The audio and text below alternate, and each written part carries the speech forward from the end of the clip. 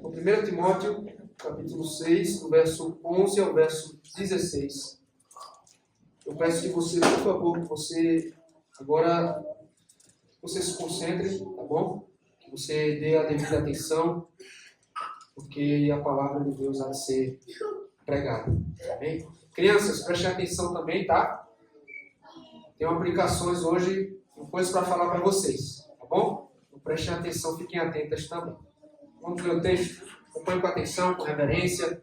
Esta palavra inspirada, infalível e inerrante de Deus, que diz: Tu, porém, ó homem de Deus, foge destas coisas. Antes segue a justiça, a piedade, a fé, o amor, a constância, a mansidão. Combate o bom combate da fé. Toma posse da vida eterna, para a qual também foste chamado, e de que fizeste a boa confissão perante muitas testemunhas. Exorto-te perante Deus, que preserva a vida de todas as coisas, e perante Cristo Jesus, que diante de Pôncio Pilatos fez a boa confissão.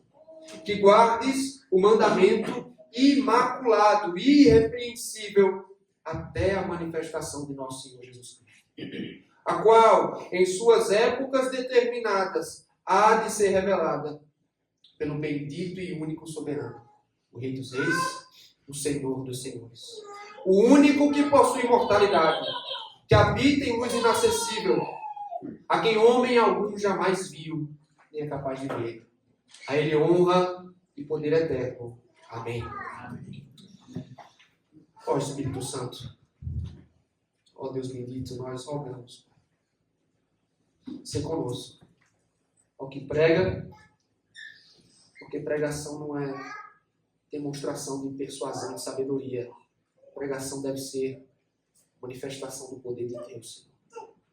E sem o teu Espírito, ó Deus, nada posso fazer. Sem o teu Espírito, meus irmãos também nada podem fazer. Então eu peço a Deus que esta palavra seja útil, seja edificante. Fala conosco, ó Deus, em nome de Jesus. Amém. Amém. À medida que sua carta vai chegando ao fim, Paulo mais uma vez dirige sua atenção diretamente ao próprio Timóteo. Então, na sessão anterior, ele o alertou contra o perigo dos falsos mestres, que faziam do ministério fonte de lucro. Definitivamente, queridos, o apóstolo não desejava que seu filho na fé fosse seduzido pelo amor ao dinheiro, como eram aqueles.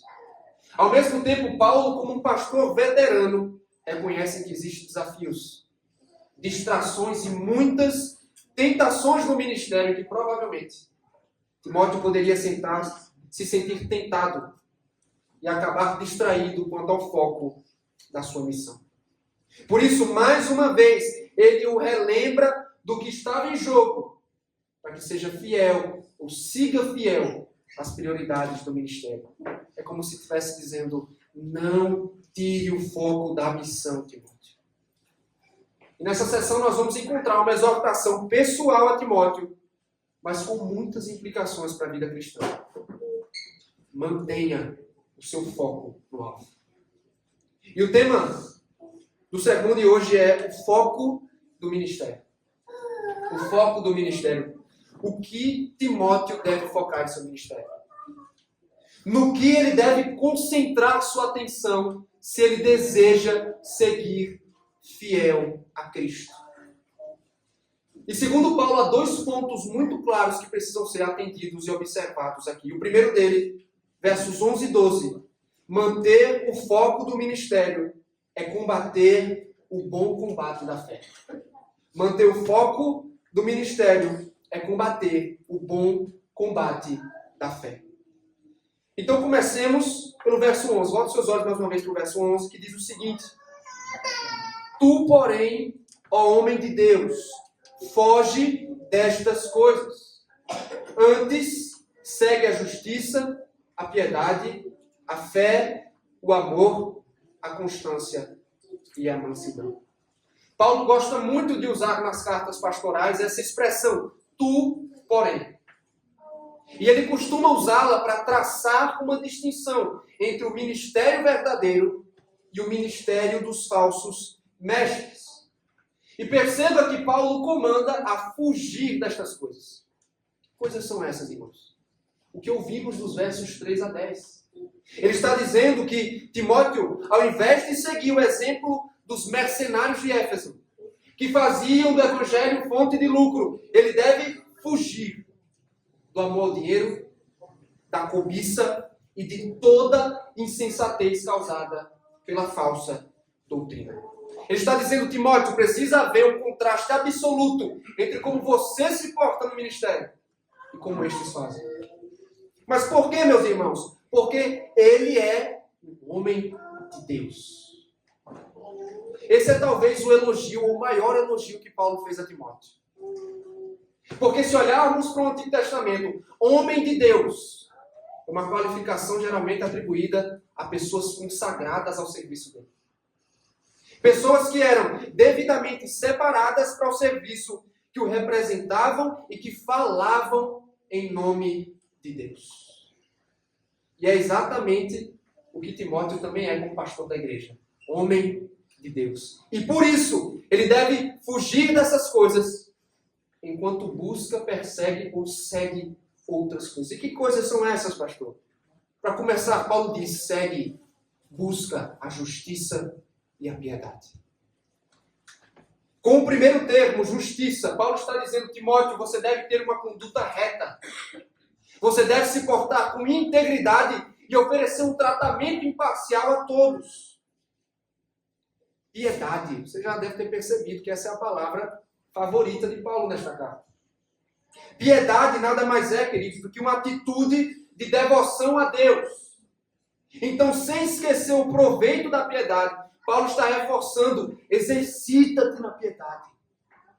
Cultiva uma atitude de vida centrada na glória de Deus. O que temos na sequência? Fé e o amor. Por fé, ele espera que Timóteo exercite sua confiança nas promessas, na palavra de Deus, na pessoa de Deus. E o amor é o que o jovem pastor deve nutrir, tanto em relação a Deus, como em relação ao próximo. Por fim, no verso 11, ele diz ainda a constância e a mansidão. Constância, queridos, diz respeito à capacidade de perseverar, de se manter firme, focado, a despeito das dificuldades que aparecem na caminhada. Enquanto mansidão pode ser bem tratado como um sinônimo para longanimidade. Paulo está dizendo, Timóteo, ser longânimo. Trata com mansidão a todos, inclusive os que se opõem ao teu ministério. Essas são as virtudes, meus irmãos. Timóteo deve fugir daquelas coisas e deve se empenhar ao máximo para seguir em busca dessas coisas. Mas então nós chegamos ao verso 12, que diz, acompanhe com atenção, preste atenção, verso 12, combate o bom combate da fé. Toma posse da vida eterna, para a qual também foste chamado, e de que fizeste a boa confissão perante muitas testemunhas. Paulo está dizendo assim, Timóteo, prepare-se para o combate. Prepare-se para o combate. Alguns estudiosos dizem que Paulo tem em mente uma competição de luta livre, ou uma luta de boxe, como era comum na Grécia Antiga. Outros, porém, dizem que Paulo impõe aqui um sentido militar, ou seja, está pensando num contexto de guerra, de exército contra exército. O importante não necessariamente é saber um ou outro. Seja na luta contra um adversário, ou seja diante de um exército inimigo, Paulo está dizendo, prepara-te para o combate, Timóteo. Porque ele será árduo, ele será penoso. Tanto que, isso é muito interessante, a palavra que Paulo usa para combate na língua grega é agonizo, de onde vem a nossa palavra agonia. Então ele está dizendo, Timóteo, você vai entrar numa luta penosa, agonizante, que vai durar ao longo de toda a sua vida, de todo o seu ministério. É por isso que ele deveria estar preparado, irmãos. E talvez você se pergunte, mas pelo que ele luta? Qual é a causa desta luta? A fé.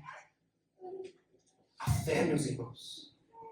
É o que Paulo chamou no verso 3 deste capítulo, as sãs palavras de nosso Senhor Jesus Cristo. Fé corresponde à verdade sobre Cristo, ao seu evangelho, sua morte, sua ressurreição, o que foi ensinado pelos apóstolos e o que foi registrado nas páginas do Novo Testamento. Então, Timóteo não poderia fugir. Ele estava alistado para a mais importante batalha, a batalha da verdade contra o erro. E é por isso que Paulo chamou de bom combate. Sabe por quê, meu querido? Porque não existe uma batalha mais digna, uma causa mais digna do que essa. E, no entanto, ele ainda ordena dizendo, toma posse da vida eterna. Note o texto. Toma posse da vida eterna. Pode ser isso, meus irmãos. Porque, por um lado, nós sabemos que essa vida eterna é uma esperança futura. E que também é uma dádiva da parte de Deus, dada por sua graça. É por isso que Paulo frisa, você foi chamado por Deus para recebê-la. Foi iniciativa de Deus atraí-lo para que ele possa ou pudesse desfrutar dela. O que nós entendemos ou conhecemos como doutrina da vocação eficaz. Deus chama o pecador. Deus o atrai para que ele chegue à fé e então à salvação. Mas ao mesmo tempo, Paulo está dizendo, a vida eterna pode ser uma posse do presente para o que crê. Torna-se uma posse no hoje. Porque o que é a vida eterna, meus irmãos? Cristo definiu conhecer a Deus e a Jesus Cristo a quem enviaste.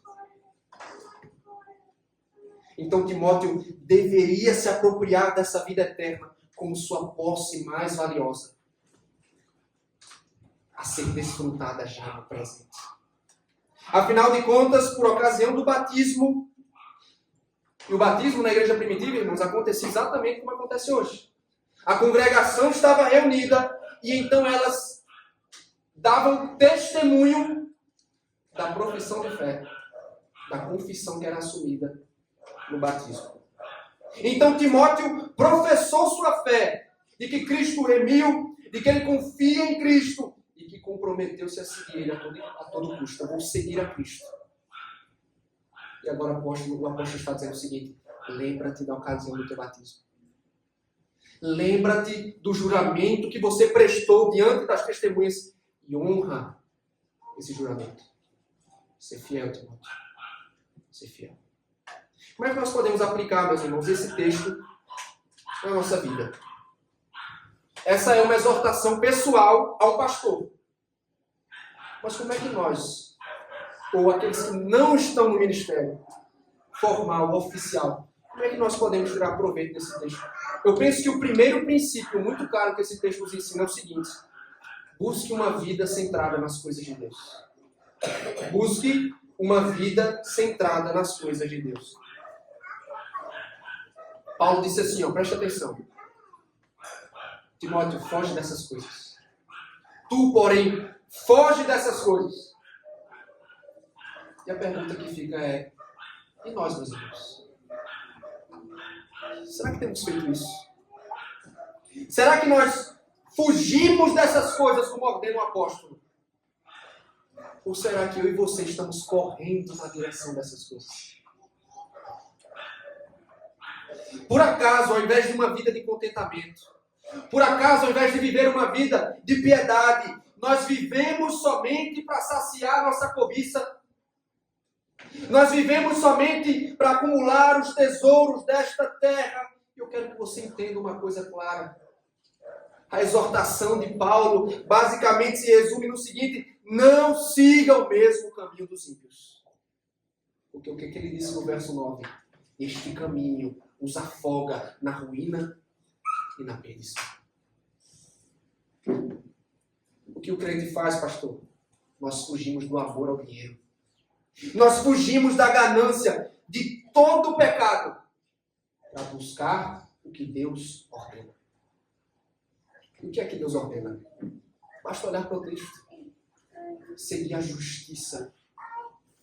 Você pratica a justiça, meu querido? Você está dedicado a caminhar na via da retidão. Nós somos conhecidos por nosso compromisso em andar na justiça que é revelada na palavra. Além disso, nós fugimos dessas coisas, mas buscamos a piedade. Eu pergunto a você, qual é sua maior preocupação na vida? Sua maior preocupação na vida é montar um nome para si. É, quem sabe, crescer profissionalmente. Meu irmão, como cristão, sua maior motivação deveria ser tornar-se um crente piedoso. Não há elogio maior ao cristão, meu irmão, do que ser chamado de piedoso. E eu me pergunto, será que nós temos nos empenhado no exercício da piedade? Você tem feito uso de todos os meios possíveis, disponíveis por Deus, para crescer na devoção? Ou você é indiferente à questão da piedade? Não se esqueça também de seguir a fé. Como ouvimos no último domingo, irmãos. É por meio da fé que somos salvos. E eu me pergunto, você nutre uma confiança sincera em Cristo? Quando você lê a palavra, você não só lê, mas você acata como certeza e verdade tudo o que está registrado. Ou será que você se acostumou a nutrir dúvida, incredulidade, objeções à palavra de Deus? Você tem seguido a fé? Você é um cristão que pratica o amor também, meu irmão?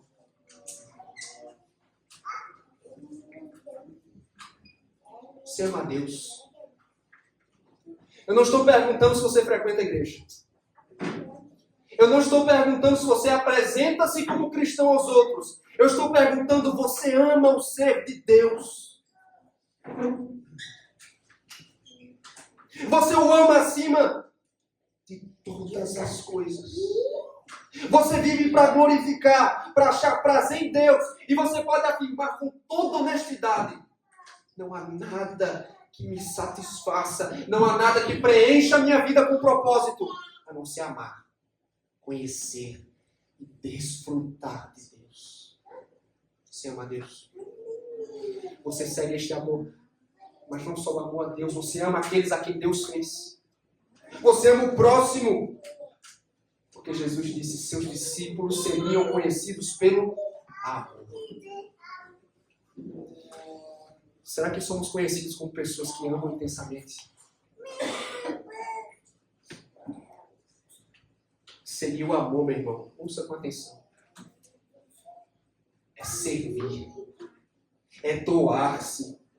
É entregar-se em favor dos outros na igreja, em casa, no mundo. Seguimos o amor. Seguimos também a constância. Você é do tipo de cristão cuja fé é facilmente abalada? Que quando a prova se aproxima, você facilmente deixa-se desanimar com Deus. Quando as dificuldades se aproximam e aparecem, sua fé desmorona. Você é esse tipo de cristão? Ou você é o tipo de cristão que mesmo no vale da sombra da morte, você persevera fiel?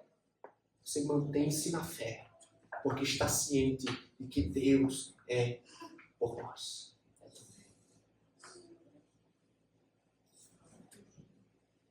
Mas há uma segunda aplicação aqui. É que todo cristão deve combater o bom combate da fé. E é como eu disse, meus queridos, essa foi uma exortação dirigida pessoalmente a Timóteo, um pastor. E lembre-se no capítulo 4, quando ele disse: cuida de ti mesmo e cuida da doutrina. Continua nestes deveres, porque fazendo assim, salvará tanto a ti mesmo como aos teus ouvintes. Eu vou repetir isso até ficar claro na sua mente. Não há coisa mais importante na igreja do que a doutrina. Não há nada mais importante do que a doutrina. Por quê, pastor? Porque aquilo que cremos, aquilo que pregamos, determina a forma como vivemos. E se a sã doutrina não for protegida, se o evangelho não for mantido puro e pregado fielmente, tanto a salvação como o viver cristão se degenera. São postos em risco. E Deus, ouçamos isso, Deus confiou essa incumbência, primeiramente, aos presbíteros da igreja. Aos supervisores da igreja. Sejam eles docentes, ministros da palavra, ou sejam eles regentes. E por que eu reforço isso? Porque é muito fácil, irmãos. Nós nos esquecermos de nossa prioridade quando há tantas demandas administrativas. Há programações na igreja a serem cumpridas. Mas é com temor que eu falo isso, irmãos. Falhar nesse dever é falhar com o próprio Senhor. Porque o presbítero, ele deve estar disposto a fazer todo o possível para manter a doutrina sã. E se necessário, irmãos, a gente briga mesmo. A gente briga mesmo. Porque doutrina para nós é coisa séria. O evangelho deve ser mantido são, puro. Esse é o nosso dever. Defender a doutrina cristã. Manter o que foi revelado na Escritura são.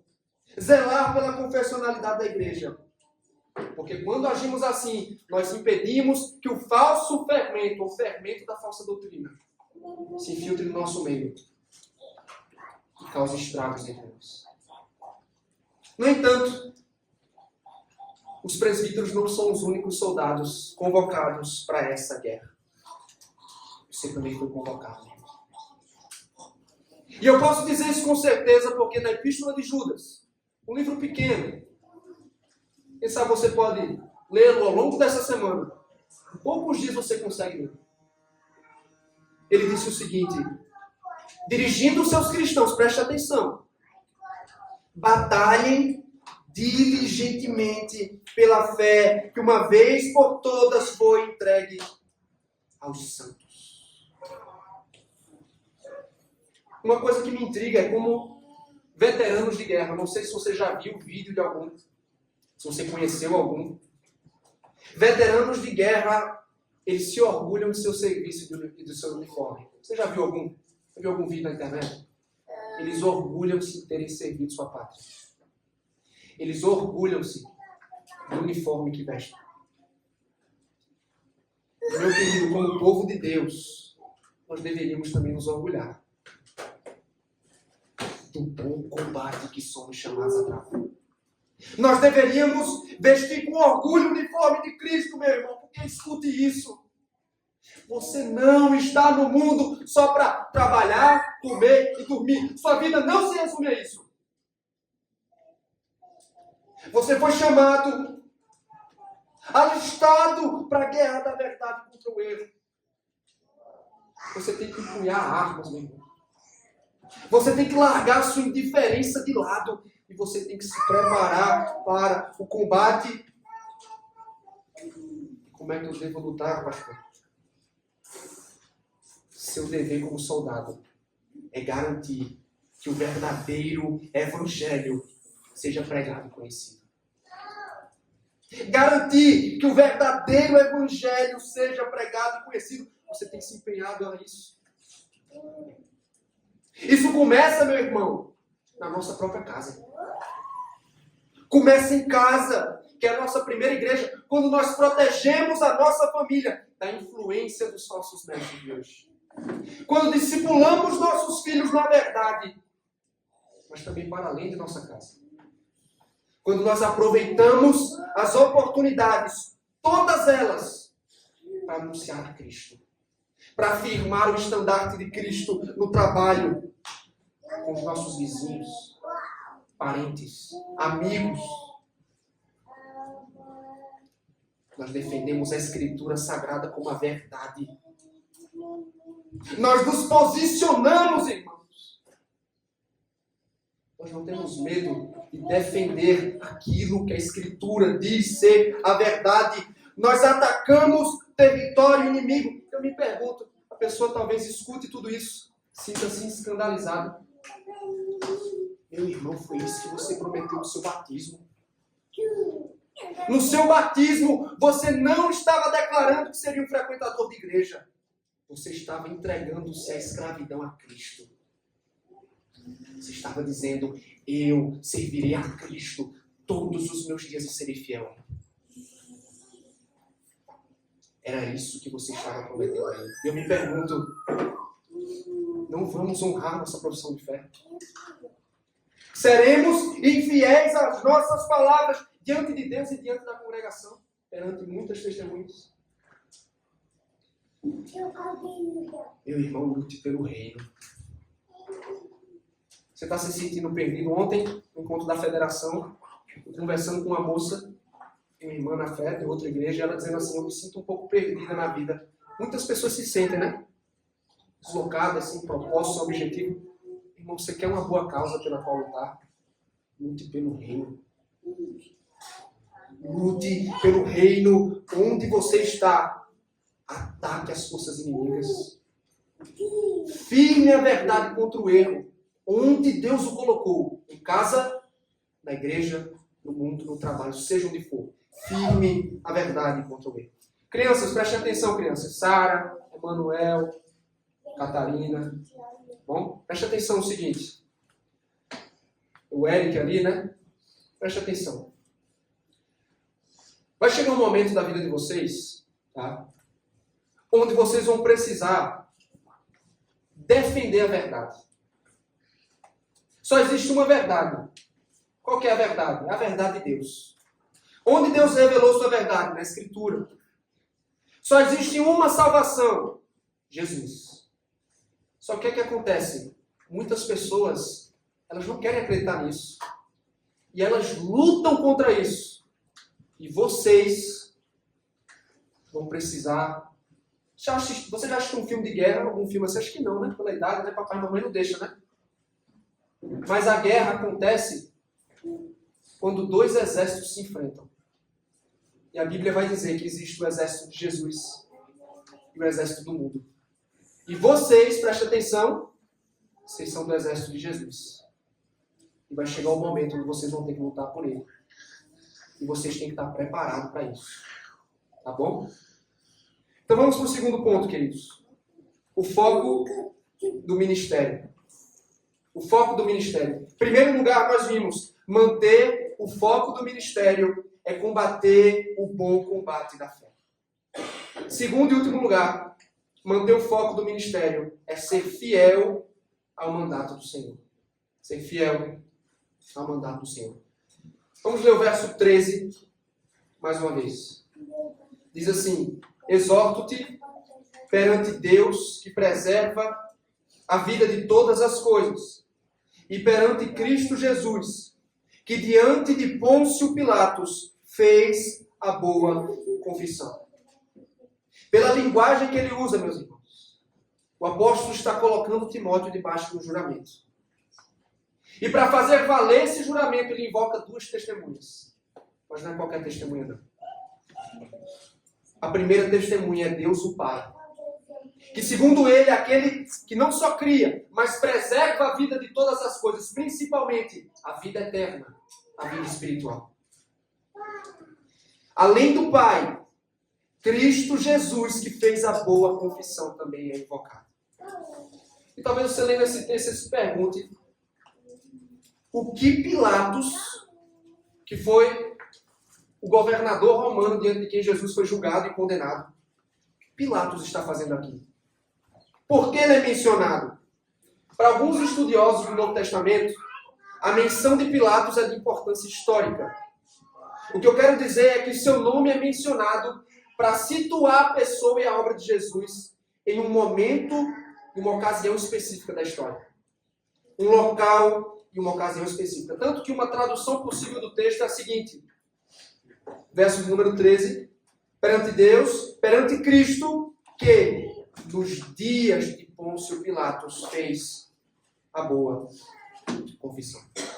É nessa mesma lógica, se você já leu o Credo dos Apóstolos, que aparece lá no Credo dos Apóstolos, quando diz que Jesus padeceu sob o poder de Pôncio Pilatos.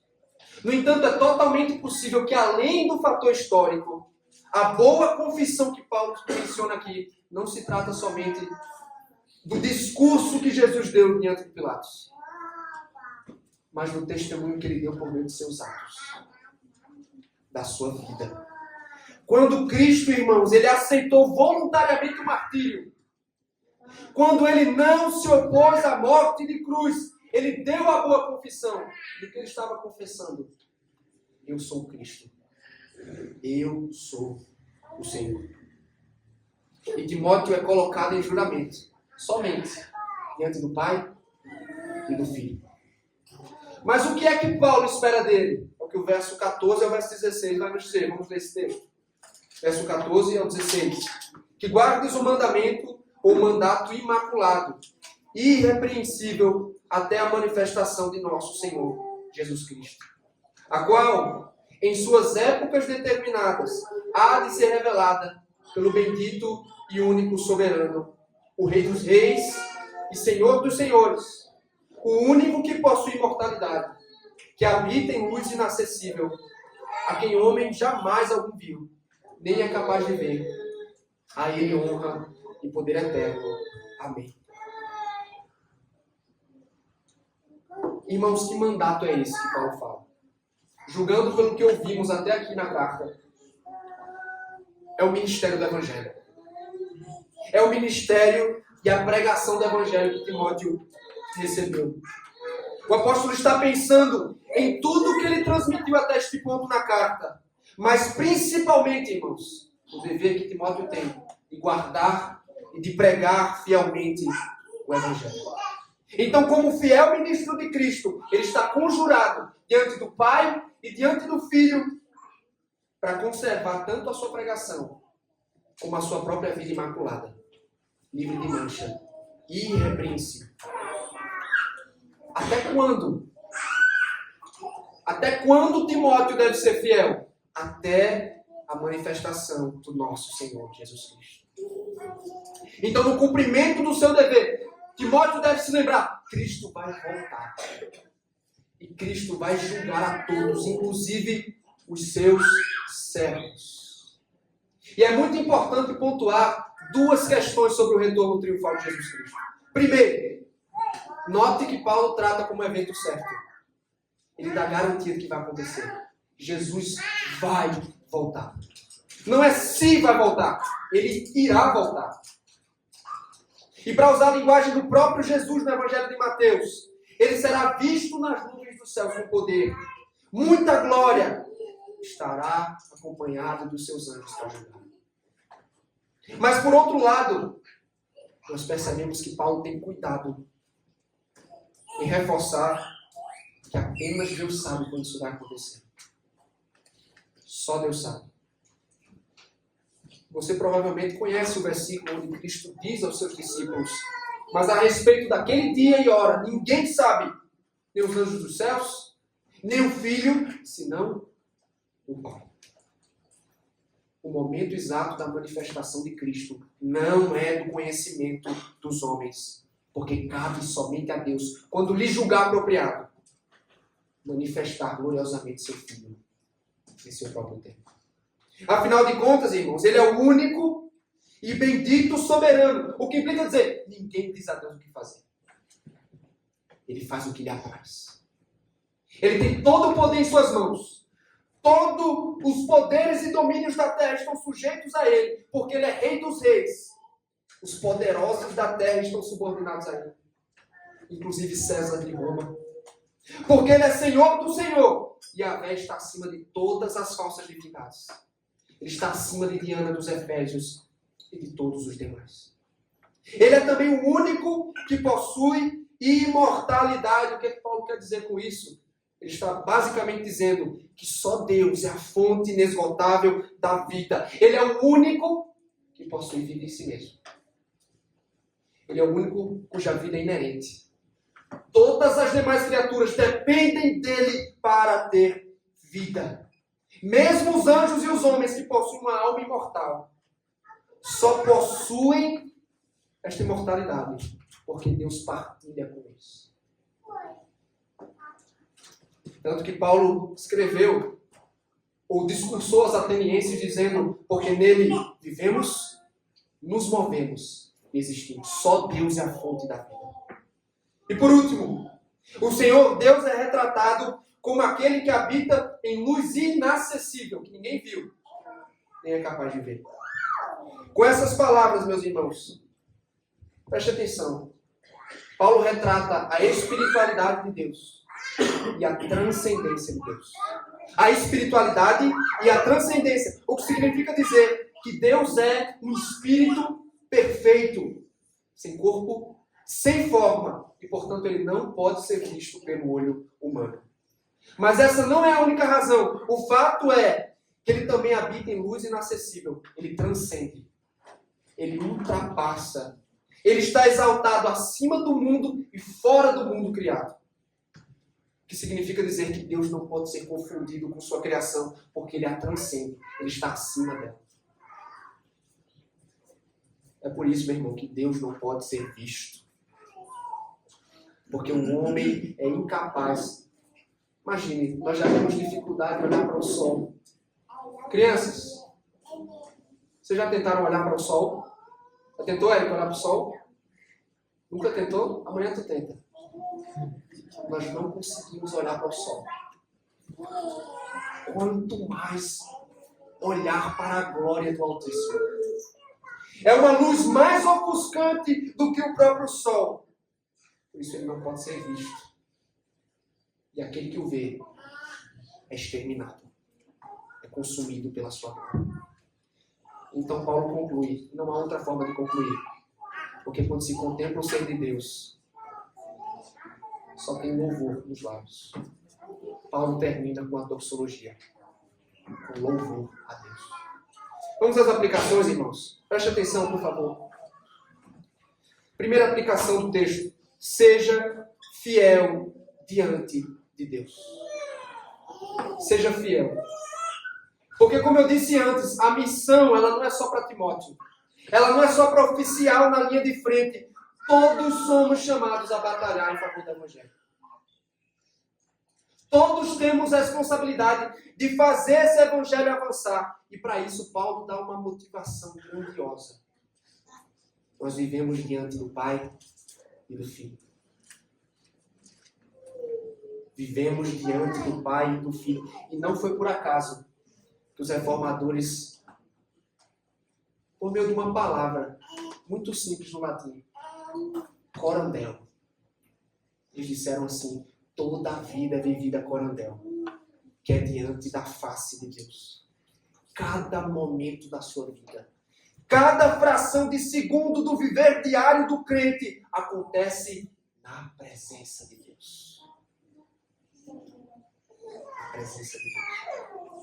E eu sei que, como eu, você é tentado a pensar em alguns momentos que Deus é um ser distante. Mas a verdade, meu irmão, é que você vive no mundo de Deus. Na presença dele. E sob os seus olhares o tempo todo. Quando você sabe disso, a pergunta é: como você vai viver? Sabendo que você vive corandel, que você está sob a presença do Pai e do Filho o tempo todo, nós vamos viver vidas piedosas ou nós vamos nos acostumar com o cristianismo raso, com o cristianismo superficial? Nós vamos nos entregar totalmente no avanço do reino, fazer Cristo conhecido e desejado. Ou você vai se contentar com o cristianismo frequentador de culto? Nós vamos dar, como Jesus, a boa confissão diante do mundo, ou você vai viver igual ao mundo? Você vai ser exatamente como o mundo. Como é que você vai se portar diante do Pai, meu irmão?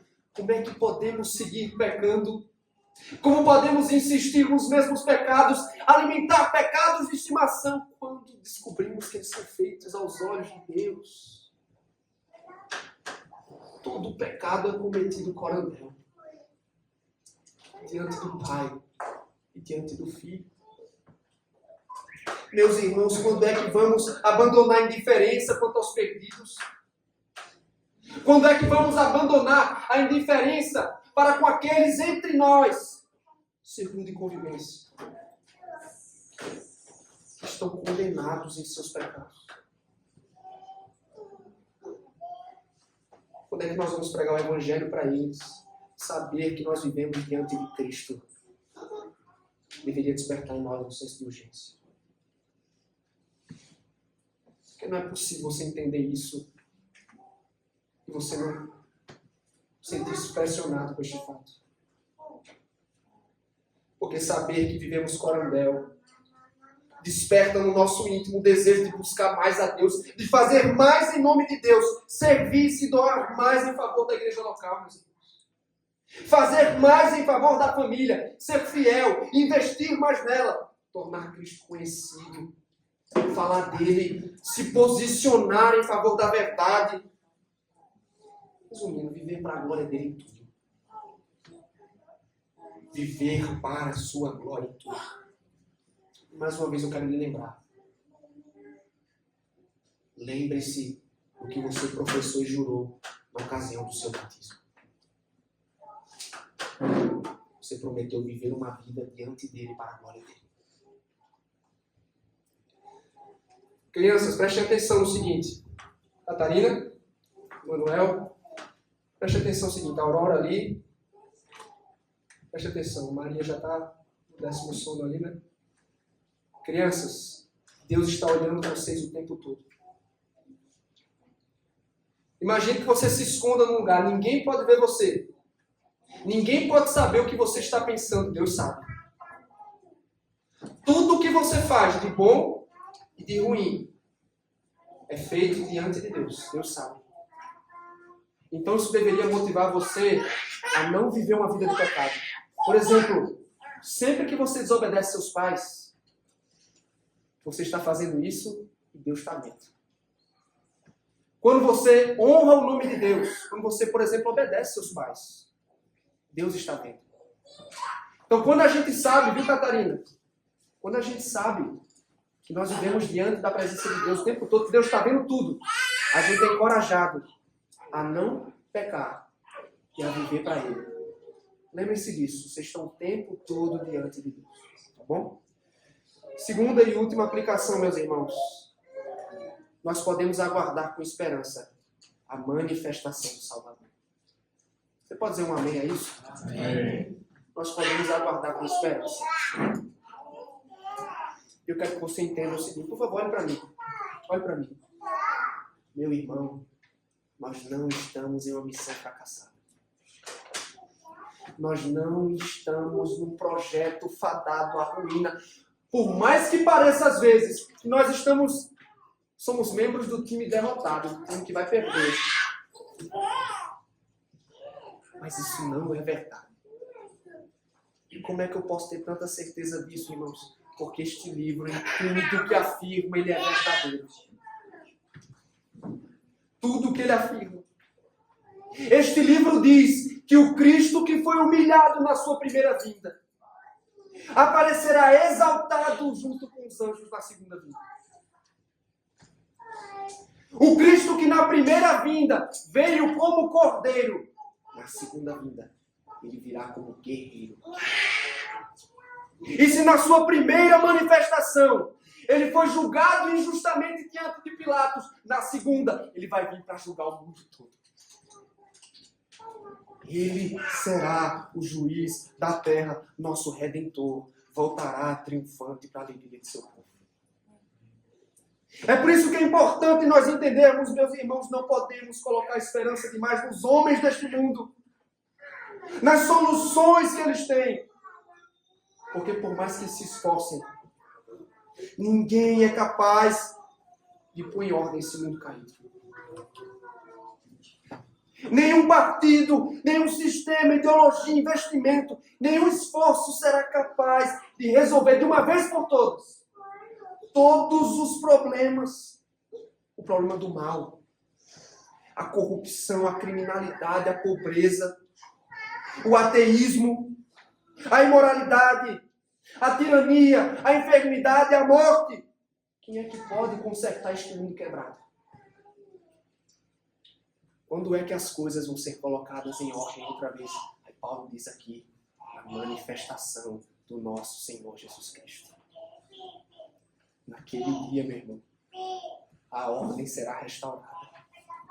Nossa vitória será proclamada aos quatro cantos do mundo. Ele vai julgar as nações com justiça. Ele vai esmagar debaixo de seus pés seus inimigos. É por isso que enquanto este é um dia de deleite, um dia de triunfo para o povo de Deus, esse é um dia de lamento, de ranger de dentes para os ímpios. É por isso que o Salmo 2, ele alerta os pecadores para que se reconciliem com Deus. Ele diz, beijem o Filho, para que ele não se irrite e vocês não pereçam no caminho. Porque dentro em pouco sua ira se inflamará. Bem-aventurado todos os que nele se refugiam. Se você está aqui na noite de hoje, me ouça. Se você ainda não rendeu-se a esse Cristo, se você não refugiou-se nele, tema pela sua vida, porque ninguém pode desafiar Cristo e sair impune. Porque ele vai esmagar debaixo de seus pés os seus inimigos. Naquele dia, o bendito e único soberano, o Rei dos Reis, o Senhor dos Senhores, destruirá todos os seus adversários. Amém. Meus irmãos, e nós que somos o seu povo, o que fazemos? Nós avançamos. Nós seguimos firmes. Nós não cedemos ao desespero. Nós não vivemos somente pelo que o olho vê. Nós vivemos pelo que a fé vê. Pelos olhos da fé, nós contemplamos o triunfo no retorno de Cristo. E nós permitimos que isso anule os nossos esforços. Que isso nos desperte a fazer mais e melhor pela causa do Rei. Para concluir, abra comigo Apocalipse capítulo 22, verso 12 e verso 13. Diz assim: palavras de Cristo, e eis que venho sem demora. E comigo está o galardão que tenho para retribuir a cada um segundo as suas obras. Eu sou o Alfa e o Ômega, o primeiro e o último, o princípio e o fim. Agora verso 20. Aquele que dá testemunho destas coisas diz: certamente venho sem demora. Amém. Amém. Vem, Senhor Jesus. Meus irmãos, nossa única resposta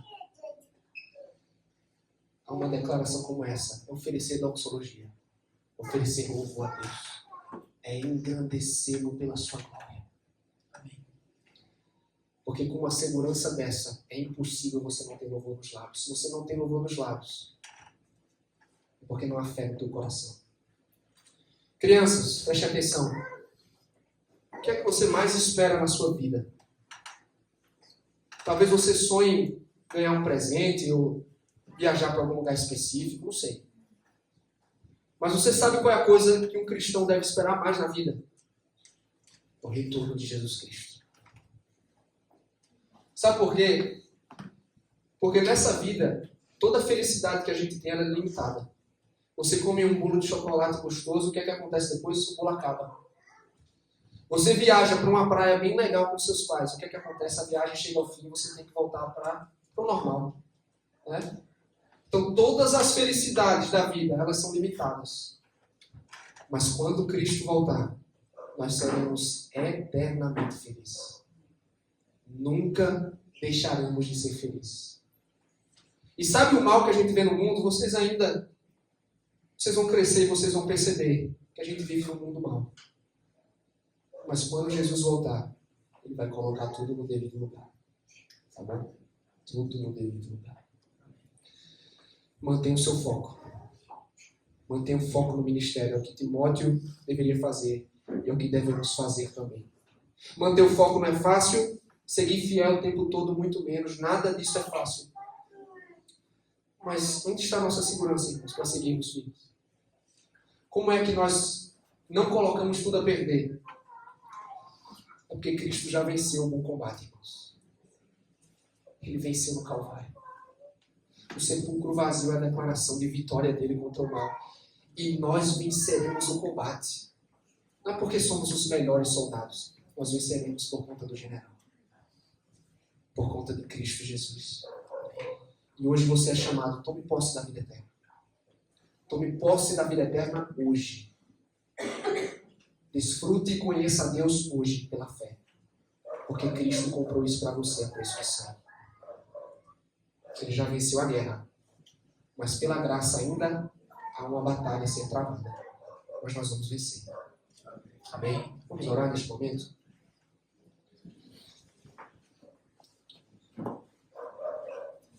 Senhor, nós te bendizemos, ó Deus, pela tua santa palavra. Por ela somos exortados, advertidos, encorajados. E eu te peço sinceramente no nome de Jesus e pela obra do teu Espírito, que esta palavra seja conservada no nosso coração, seja frutífera em nós, Pai. Por favor, Pai, faça-nos fiéis. Ajuda-nos a honrar nosso batismo, Senhor. Nos ajuda a vivermos para a tua glória em todo o tempo. No nome de Jesus. Amém.